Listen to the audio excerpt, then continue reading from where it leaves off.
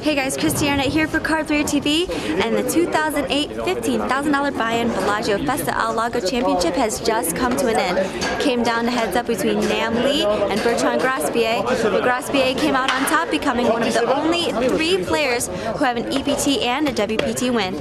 You came into the final table with a big chip lead. Was your plan to just try and run him over? Yeah, it was a plan, and it worked well for a while, but then the guy on my right wasn't so, I didn't agree so much.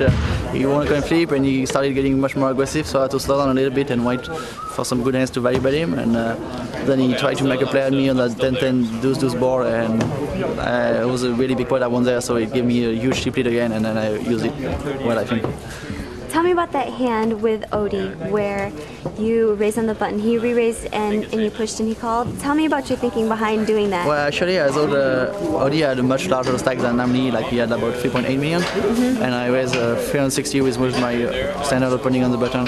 Nam Lee was really short at that time, he had like 900k, so Nam Lee folded, and Odie free bet me to 1.1 million, 1.2 million, I think.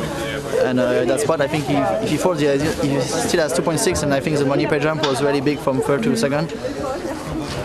And also, I never forbid anybody at the final table the whole day, so it wasn't that likely that he may move. And even then, even if I got called, I would still have the chip lead. Right. So I think it was a really good spot for me to shove, because since Nam Lee was so short, he could have folded a lot of hand and try to wait for second place, but he failed and he called pretty quickly with his jack.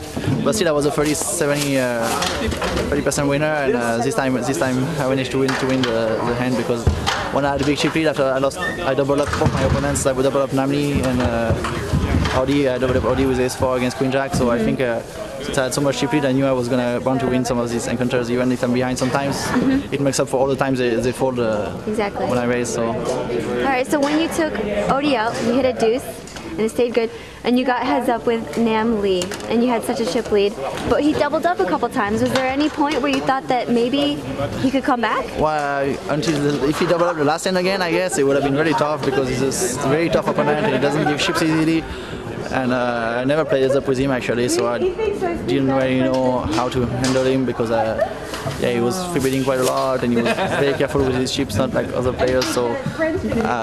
But you're known for your heads-up game too. Yeah, but he didn't ever. I mean, if he doubled up the last, then he would have the same chips as me. But I managed to go 10 on the flop. I mean, I lost the 2 first coin flips against him, so I'm really happy that the 10 came. Yeah, because that would have been a much tougher game if he got back to 7.6 million.